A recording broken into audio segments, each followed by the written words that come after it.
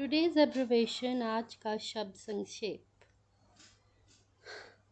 Like prayer, प्रार्थना। P से praise, प्रशंसा। आर से रिमेम्बरिंग, याद करना। ए से आस्किंग, पूछना।